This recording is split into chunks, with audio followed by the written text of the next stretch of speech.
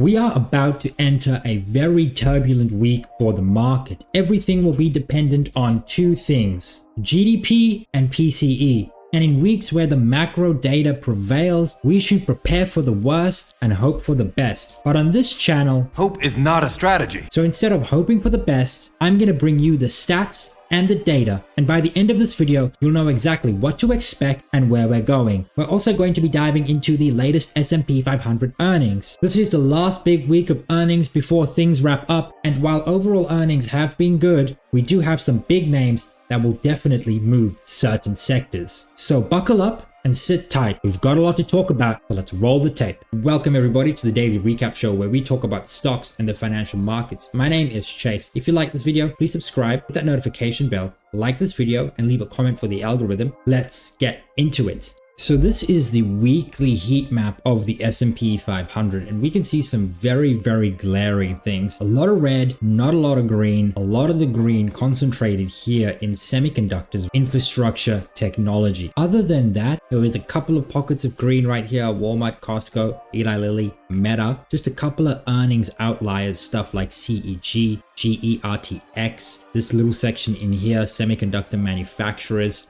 And that's really it. Everything else was really red. It was actually a pretty hard day for the broad market if you weren't like semis, technology, or had good earnings or running up into your earnings. Looking at overall sectors, semi put up a 6% week. In second place, technology, not even a close second place at 1.59%. Then XLC reported 0.41%, so really it was like a mega cap trade. All in all, these three sectors helped the SPY finish even on the day, and then every other sector was negatives, from industrials all the way to regional banks, down 4.43%. We saw GDX, gold miners, energy, real estate, home construction, financial, discretionary software, staples, healthcare.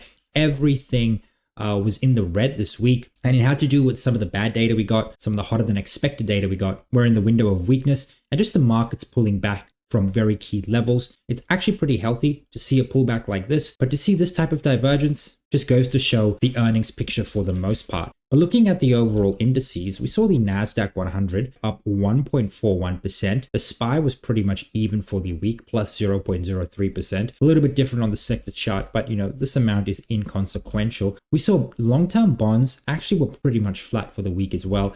And then this is where the divergence started, right here. RSP down 1.25%, IWM down 1.27%, Dow Jones down 1.23%, and then GLD, gold price, was actually down 3.46% here for the week. But again, coming off all-time highs, and pretty much all of these indices, excluding the IWM, are pretty much coming off all-time highs. To see a down week after all-time highs, not really concerning. You really want to get concerned when, you're down like 10-15%, and then you have another week that's down 1.25%. That's when you really start to get worried. But, market at all-time highs, pulling a bit back from the highs, but we still see the bigger players putting out a gain. I wouldn't be too concerned. And we should see a broadening out here over the next couple of weeks. And that's generally what we see. We see the big names lead, and then we see the smaller names follow thereafter. It's just the way the markets move. Market leaders are called market leaders for a reason. They lead the market. Okay, so today we're going to tackle the RSP. We're going to look at the broader market on an equal weight basis just to see where we're going and what we've done. Now you can see here, there's a couple of glaring things we do need to pay attention to. You can see here that for most of 2022, 2023, we were in this like correction in time, this balance zone here in the RSP, where we did actually form a bottom in late October and went on a two-stage rally, breaking all-time highs. The reason why I call it a two-stage rally is very simple. If we actually take a horizontal line and put it right here, you can see two parts of this rally. So we formed a low, we then moved all the way up to these very key resistance zones, which offered very strong resistance in 2023, 2022. We then actually broke above it on this candle right here, above all of these resistance zones, and then we traded sideways here in the RSP for quite a number of weeks, pulling back to the 153 area, which was, again, the top of this resistance zone. And then we used this zone, the 153 area, as support to start the second leg of the rally, which took us to new all-time highs, as you can see here on the weekly chart for the S&P 500, the equal weight. Now, since making all-time highs, so we actually did put in a top, and then throughout April, we actually pulled back quite significantly. We've had three very vicious red candles. We then formed a bottom right here, and are now making our way back to all-time highs with a bit of uncertainty here this week. And we'll talk about this week's candle a little bit later. Now, the reason why it's important that we actually found resistance right here, call it the 160 area, because previously we formed a top right here. And then when we put a line, you could actually see that this previously was a resistance zone. We then use that resistance zone as a support zone. And we do know that when resistance turns to support, they tend to be very key, very strong levels. And this has fueled the rally through most of May.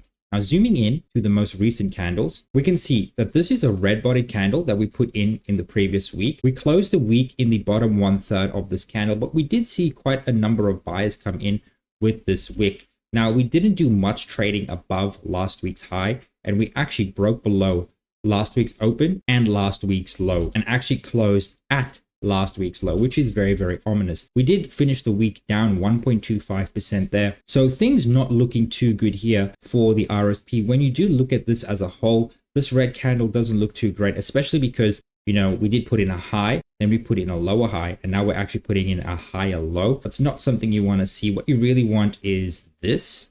You don't want this, okay? This leads to lower lows and lower price action. What we really need to see the RSP do this week and over the next 2 weeks is break these highs right here, which essentially would mean this is the next low for the RSP. And we could see that as a possibility, because if we go onto the daily chart, again, just to give you guys context, this was the first up leg of the rally, the pullback, use of resistance, the second up leg of the rally, the pullback in April, the rally in May. Now zooming in, we can actually see on Friday, we had quite a bullish day. We had a huge gap up, rally on a green bodied candle right here. Bit of sellers did come in at the top, inconsequential though. What we actually did see was a huge gap up, and this could be the next leg of the move higher here in the RSP. Now, with earnings mostly done for almost every single S&P 500 company, I think after this week, close to 493 companies would have reported out of the 500 companies in the S&P 500. That probably means fundamentals are probably done. A lot of stocks are probably going to be running up into their next earnings or trading sideways into the next quarter earnings, which is in 3 weeks. So everything is going to be dependent on the technicals as well as the fundamentals. Now, a key technical level I want to look at this week is probably this 163 level right here, because we used it as support right here. We used it as resistance when we started the rally here in May. We then pulled back from this level. And if we do pull back to the 163 level, I think we're going to find strong support right here in the RSP, because everything's going to be trading on the technical aspect as well as the macro side. We have 2 big macro prints this week. I think if the RSP does pull back, we find support right here. If we get cooler than expected data, probably going to rally all the way up, break some of these highs. That's ideally what you want to do in the market. However, if we do trade sideways or to this level right here, we get hotter than expected data, worse than expected data, we're probably going to slice right through this 163 level and move all the way down to probably anywhere from the 160 to 158 level. I would say that's what's going to happen here in the RSP. So a lot's going to be dependent on the macro front. Do we get hotter than expected data, better than expected data, or does it come in line? If it's better than expected or in line, expect higher price action in the RSP, expect higher price action in markets as a whole. If it does come in hot, I do think we're going to break some of these key levels. So 163 is the first key level. If we pull back to 163, I want to be a buyer. 163, manage risk, because things can get ugly if things don't go your way. And there's no telling what the data is going to come in like. A little bit later on in the video, we're going to talk about both his expectations and my expectations as to what to expect this week. So I am bullish for this week. I think PCE is going to come in cool. So I do think if we do get an early pullback in the week to 163, you want to buy this dip right here. Manage risk effectively, because if we do go down, it can get really, really ugly. But if we do get the data we expect, we can see a bullish move to the upside in the broader market. We saw the mega caps lead last week, making all-time highs in the S&P 500 market cap weight, as well as the Nasdaq 100. And we're still yet to see these all-time highs, which is this level right here in the RSP.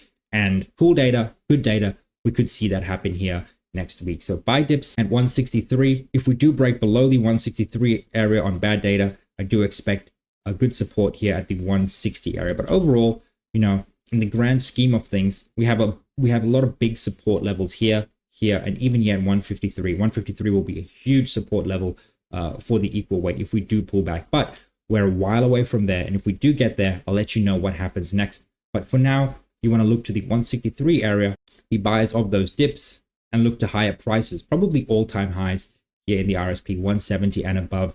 And, you know, buying at 163, getting to all-time highs, that would represent upside of about 3%. And we could definitely go ahead and do that in the next 1 to 2 weeks leading up into June as we exit the window of weakness. Now let's dive into a bit of seasonality in presidential election year. So we just had the first 100 days of the year wrap up. These are the returns after we've had a very positive first 100 days in the year. I'm just going to read what BofA has to say right here. Now, the first 100 trading days of a presidential election year tend to be weak, with the S&P 500 up 63% of the time, average return negative 0.9%, median 0.8. The 10.4% year-to-date return for 2024 is the second best 100-day start of an election year, behind 1928's 12.5% gain over the first 100 days. 2024, 96, 76, and 28 are the 4 election years with 10+ returns over the first 100 days of the year. When the S&P 500 trades higher over the first 100 days of a presidential election year, the rest of the year tends to be strong, with the index up 93% on an average return of 10.1%. That would put the S&P 500 at 5,800 and a median return of 8.9%, meaning S&P 500 at the end of the year 5,730.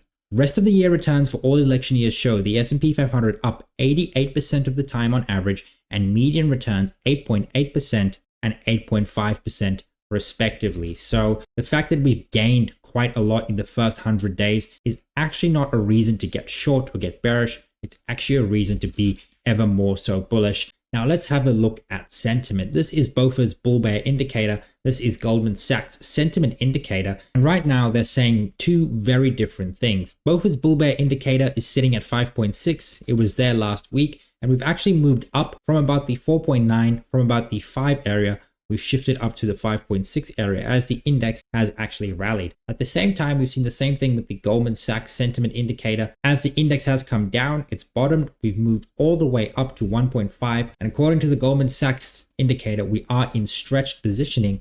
But according to BofA's bull bear indicator, we're not anywhere near the absolute sell side zone right here, but we're not near the buy zone anyway. So this is just telling us to hold equities, keep exposure to equities, because we can actually see more upside, especially here in the BofA bull bear indicator. We can actually push more towards extreme bullish sentiment. And normally we can actually get sentiment readings above stretch positioning for quite a number of weeks. So do expect more of the same here in the Goldman Sachs sentiment indicator. So the TLDR, hold equities, you want exposure to stocks. And part of the reason why you want exposure to stocks is earnings. This is Q1 blended earnings growth, the most up-to-date figures we have. 25th of May is when this updated. 480 companies have reported earnings, 77.9% above analyst expectations. The S&P 500 has officially reported 8% earnings growth in Q1 2024 against the expectation of 3.5%, revenue at 3.8% against the expectation of 3.5% at the start of earnings season. Now, if you exclude energy and the BYM adjustment, you're looking at 11.1% here on the earnings side, and then 4.5%, 3.8% respectively on the revenue side. And with the best performing sectors on the revenue and earnings side being comm services, discretionary, and technology. And these 3 sectors contain the Magnificent 7. And the truth is, Magnificent 7 earnings estimates are revised up year to date, while the 493 were cut. And that is part of the reason why we saw peak outperformance here in the Nasdaq 100 this week, and we have in the last 4 to 5 weeks in this run up. Look at the 23rd of December, right, 2023 versus today, what the Q1 2024 earnings were for the Magnificent 7 and the 493. We've seen earnings accelerate from 32.6% to 49.6% versus the 493,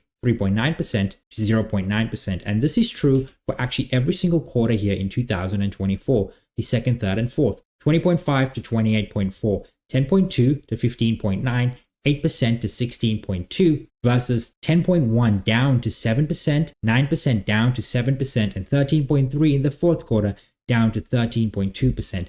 And we were actually expecting the other 493 to outpace the Magnificent 7 earnings, but it seems based on analyst revisions we're getting right now, that is simply not the case. We are expecting the Magnificent 7 to continue to produce stellar earnings here in the second, third, and fourth quarter, outpacing the 493. And this just tells me that you still want exposure to the Magnificent 7, the S&P 500, and the Nasdaq 100, because earnings in these 7 names are still expected to outpace the other 493. And this is the earnings revision ratio. You can see positive earnings revisions to the upside versus negative earnings for the 493. So hold equities. You want exposure to the magnificent 7 names. And for those that are looking like the cheapest, I think Google, Meta, Nvidia, those are probably the names you want to be in for the rest of 2024. Now, what is on the earnings calendar this week? So we have a pretty light week of earnings. The majority of it's going to be on Wednesday and Thursday. Here on Wednesday, we have A&F, Chewy, Dick's Sporting Goods, Advanced Auto Parts, and that's really the only big names. And after the close, we have a big one: Salesforce, C3AI, Okta, and then HP. Followed by that on Thursday, we have Foot Locker, Dollar General before the open, as well as Best Buy, Birkenstock, and Build-A-Bear Workshop. So, consumer-friendly stocks right there, going to give us a good gauge as to what the consumer is looking like, especially the discretionary consumer. And then after the close, we have Costco, Dell, Zscaler, Marvell, MongoDB, Ulta Beauty, Sentiment One, NetApp, Viva. So a very, very big earnings here, especially in the software names, the technology names, along with Costco being in the staple space. So a big Wednesday and a big Thursday here for earnings. Very light here on Tuesday with just like Scotiabank, Carver reporting earnings, and then nothing much on Friday or Monday. So really it's Wednesday and Thursday. And then after that, S&P 500 earnings is pretty much done. I think all we have is just Adobe left, and then that will be the majority of the big names done for the S&P 500 for Q1 earnings year in 2024. But earnings aren't the only notable event this week. We have 2 big data-driven events. The first one is US GDP.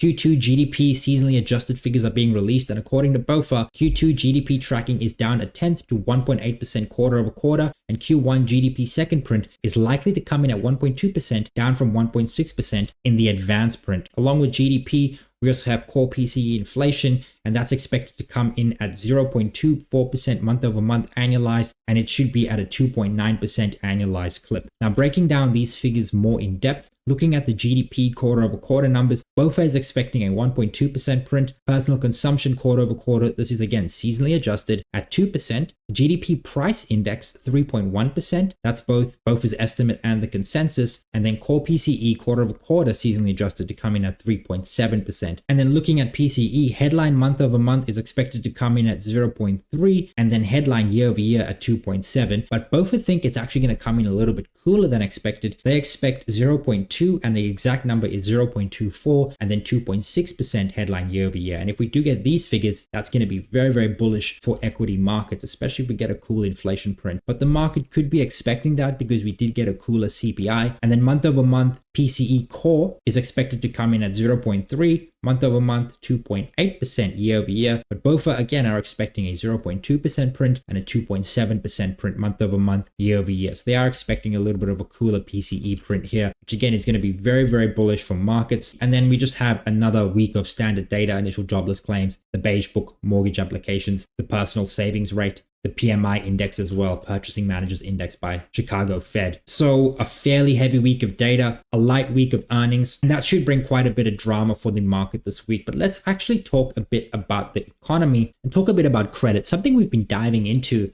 this week quite a bit, looking at the consumer, because I think a lot of the narrative around the consumer being weak is a bit unfounded. Now, this right here is credit card balances. We saw them decline here in the first quarter 2024 of 1.2%. That's quite a significant decrease, and that's because disposable incomes also increase. We can also see that credit card debt as a percentage of disposable income, again, pulled back here in the first quarter 2024. That means the consumer is healthy, and we're still well below the pre-pandemic average of 6.4%. So the consumer and credit card debt is not quite as stretched. Many people will have you think that this number is very close to 10%. That is simply not the case. When adjusted for disposable income, credit card balances are very, very healthy. Now, looking at household balance sheets as well. So this is assets, liabilities, and net worth as a percentage of disposable income. Very, very healthy. Net worth as a percentage of disposable income is at 736%, with liabilities and making up a very small portion in comparison to overall net worth. And that's what you like to see. And have a look at a lot of these assets: non-corporate business equity, defined benefit pension, debt securities, corporate equities, deposits. So all of this right here is money that's very, very easily accessible, anywhere from accessible in 1 to 7 days,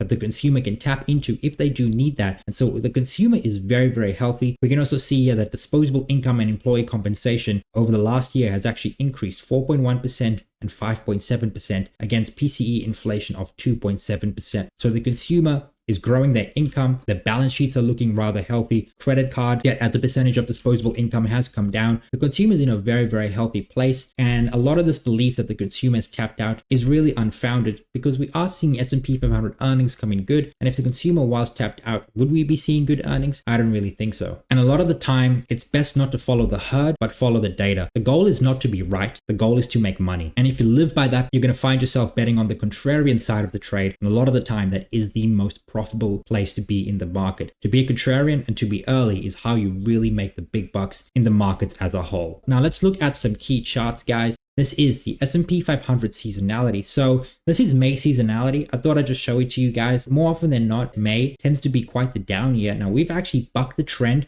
We've had quite an up year in May, and we could actually see further upside because seasonally speaking, on the 25th, 26th, 27th and onward, the last week of May here, we tend to see quite a vicious up momentum taking us from a negative print here in May all the way to positive. So if we actually do get more upside this week, history will tell you that is the likely outcome. Now looking at some of the sectors, this is the S&P 500 versus said sector. So if this chart is going up, the sector is outperforming the S&P 500. If the chart is going down, the sector is underperforming and the S&P 500 is outperforming. So you can see it discretionary. This chart is literally moving in one direction and it is better to be in the S&P 500 here for the last year. Looking at financials, wow, financials actually crazy, completely outperforming the S&P 500 for the last year. The same is true here with technology, but as financials have had quite the rally to the upside, tech has actually seen a bit of a drawdown here in the last couple of weeks. That being said, still overall tech producing alpha against the S&P 500, which is very hard to do. Looking at industrials, look at the sharp rally, and it's been neither a win nor lose for the S&P 500, but there has been quite a bit of volatility in the way. Very much the same here for energy. You can see we've had energy outperforming the S&P 500 and underperforming the S&P 500 all in the span of a year. A very similar situation here to the material sector, and then the real estate sector has been a one-way dumpster fire with slight outperformance here towards the end of 2023. The same is true for consumer staples, although this is looking a bit concerning to see this pop here in staples, but it looks like it's leveling out for now. We saw a very similar situation here for healthcare as well as utilities. So defensive stocks have actually seen quite a bit up. That did get the market worried, but I think everybody has come to the realization that, these companies, staples, healthcare, utilities, have actually grown their earnings quite a lot. Utilities have grown their earnings by 26% this year. Same is true with healthcare. Healthcare have grown their revenue by 9%, and staples are up about 1.6% in revenue, about 7% in earnings. And I think that's part of the reason why we're seeing a bit of a pop year in these sectors. I don't think it's the market getting defensive. I think it's just equities rallying on good earnings. And then comm services has been one-way traffic, except for very recently, mostly on the back of Meta and Netflix. They are heavy weighted in this index and they have come down quite a bit. However, I do think that comm services will continue to outperform the S&P 500 in perpetuity. And then looking at Goldman Sachs recommended sector positioning, they believe you want to be overweight energy, consumer staples, infotech and healthcare, and then neutral all the other sectors. But if you've made it up until here, thank you so much for watching. If you like this video, please subscribe, hit that notification bell, like this video, and leave a comment for the algorithm. Cheers.